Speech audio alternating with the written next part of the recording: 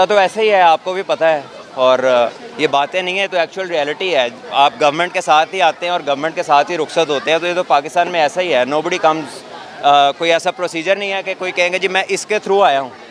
आप आते हैं, गवर्नमेंट पैटर्न इन चीफ या प्रेसिडेंट होते थे पहले, फिर प्राइम मिनिस्टर हो गए। So with them you come and with them you go. Chairman Ramiz को कैसा पाया बतौर चेयरमैन रमीज राजा को आपने कैसा पाया बतौर वेल आई गेस कि अगर कोई टाइम लंबा होता तो शायद कुछ उन्हें मौका मिलता, लेकिन बहरहाल जो उनके जितने भी जो एस्पिरेशंस थे ना, वो फिट इन नहीं करते थे logically. There is no need of drop in. Pakistan में डेडिकेटेड स्टेडियम्स हैं, तो ड्रॉप इन उधर होती जहाँ बहुत सारी खेले ग्राउंड में हो। सो वो कभी भी कोई उसमें लॉजिक नहीं थी, और इन द एंड वो कैंसिल हो गई।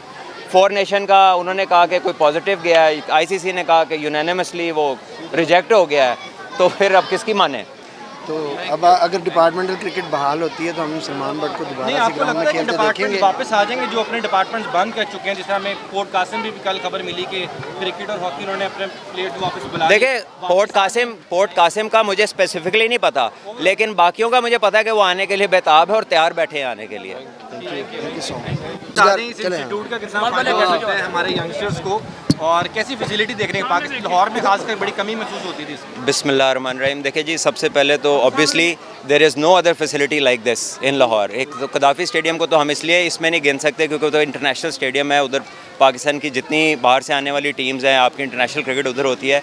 लेकिन उसके बाद एक रूफ़ के अंडर इतनी ज़्यादा फैसिलिटी और कहीं नहीं है। So this is a golden opportunity for all the children for of all ages कि वो यहाँ पर आएँ।